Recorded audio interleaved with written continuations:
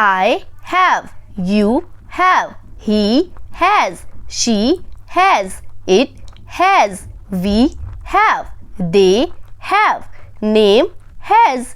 अंग्रेज़ी बोलने के लिए have और has का यूज़ आना बहुत ज़रूरी है। have और has का मीनिंग होता है किसी चीज़ का पास होना। तो आप लोगों को समझ आ रहा है किसके साथ क्या यूज़ करना है। फिर से रिपीट करते हैं।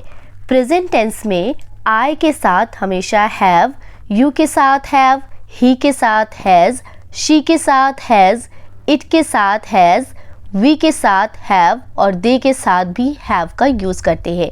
और नेम्स के साथ मतलब किसी का नाम हो जैसे कि राहुल, रेखा, सीता, तो has का यूज़ करते हैं।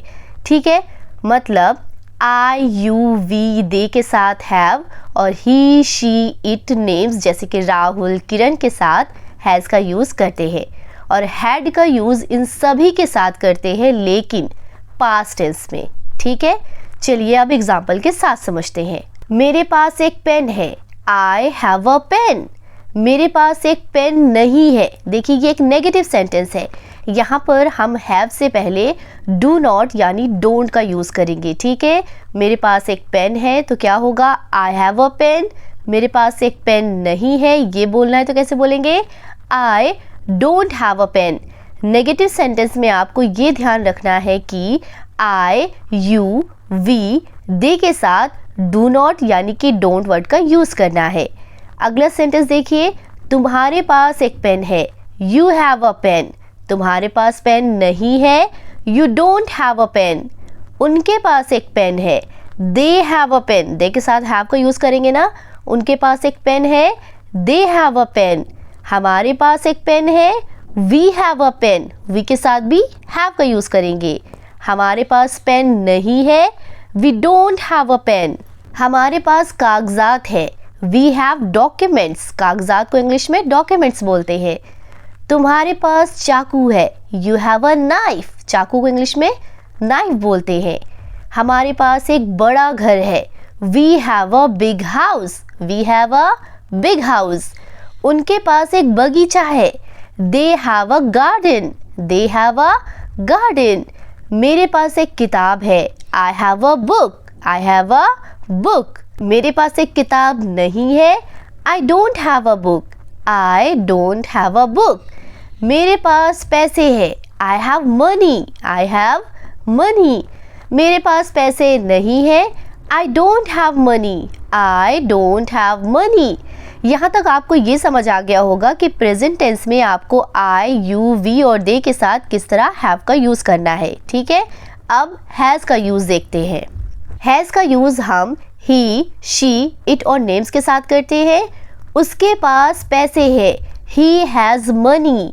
उसके पास पैसे है ये अगर आपको किसी लड़की के लिए बोलना है तो कैसे बोलेंगे, शी हैज़ मनी। उसके पास पैसे नहीं है, she does not have money. या बोल सकते हैं शी डजंट हैव मनी। यहाँ पर ध्यान रखने वाली बात ये है कि जब हम ही, शी, इट और नेम्स के साथ नेगेटिव सेंटेंस बनाते या बोलते हैं तो सब्जेक्ट के बाद डज नॉट यानी कि डजंट वर्ड का यूज़ करेंगे। ठीक है, आगे बढ़ते हैं। राजा के पास मंत्री है, the king has a minister. The king has a minister. किसान के 4 बेटे हैं, या बोल सकते हैं किसान के पास 4 बेटे हैं तो कैसे बोलेंगे, the farmer has 4 sons. The farmer has 4 sons. बेटों को इंग्लिश में सन्स बोलते हैं। ठीक है, बच्चे के पास दूध है, the child has milk. The child has milk. Rahul के पास नौकरी है। राहुल किसी का नाम है ना और नेम्स के साथ हैज़ का यूज़ करते हैं तो राहुल के पास नौकरी है, Rahul has a job. Rahul has a job. Rahul के पास नौकरी नहीं है, ये सेंटेंस ध्यान से देखिए, राहुल डजंट हैव जॉब।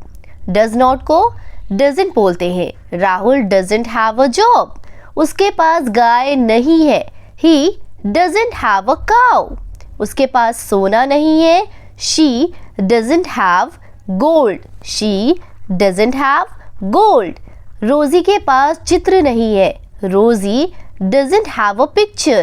रोजी doesn't have a picture. आदमी के पास बटुआ नहीं है, a man doesn't have a wallet. बटुआ या पर्स को इंग्लिश में वॉलेट बोलते हैं, जिसमें पैसे रखते हैं, ठीक है। आदमी के पास बटुआ नहीं है, a man doesn't have a wallet. लड़के के पास कंप्यूटर नहीं है, a boy does not have a computer, या बोल सकते हैं a boy doesn't have a computer. मोची के पास जूते नहीं है, the cobbler doesn't have shoes. मोची को इंग्लिश में क्या बोलेंगे? Cobbler. The cobbler doesn't have shoes. यहाँ तक समझ आ गया। अब हम हैड का यूज़ सीखेंगे।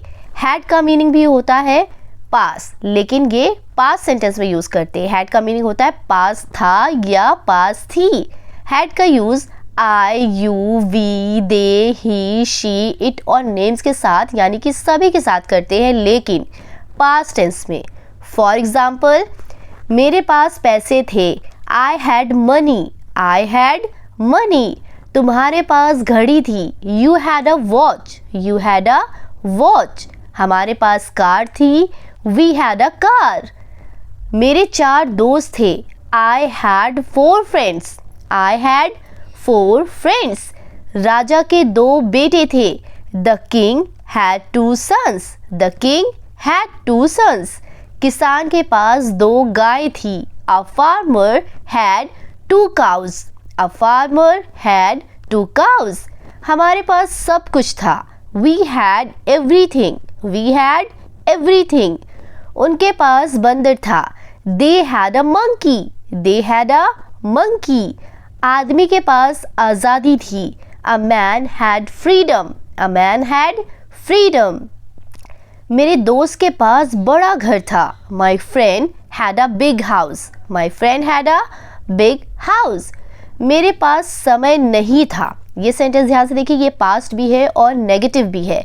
मेरे पास समय नहीं था, I did not have time, ठीक है। जब पास्ट सेंटेंस होगा और वहाँ पर सेंटेंस में पास आ रहा होगा, मेरे पास समय नहीं था, तो ये एक पास्ट सेंटेंस है। इसको ट्रांसलेट करने के लिए हम डिड वर्ड का यूज़ करेंगे। जैसे हमने प्रेजेंट में डू और डज का यूज़ किया था, और नेगेटिव के लिए हमने नॉट वहाँ पर भी लगाया था, वैसे ही यहाँ पर भी नॉट लगाएंगे, लेकिन यहाँ पर डू डज का यूज़ नहीं करेंगे, यहाँ पर हम डिड का यूज़ करेंगे, ठीक है। मेरे पास समय नहीं था, I did not have time, या बोल सकते हैं I didn't have time, I didn't have time. तुम्हारे पास कलम नहीं था, you didn't have a pen, you didn't have a pen. हमारे पास कागजात नहीं थे, we didn't have a documents, we didn't have a documents. उसके पास तस्वीर नहीं थी, he did not have a picture, he did not have a picture.